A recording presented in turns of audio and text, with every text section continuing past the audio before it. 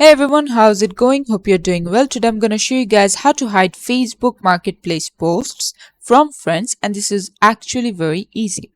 At first, head over to your menu, which will look something like this 9 grid. We want to click on this one and then scroll down until you find Marketplace. You want to click on Marketplace and it will load up your marketplace. What you want to do is at the left side, you see selling.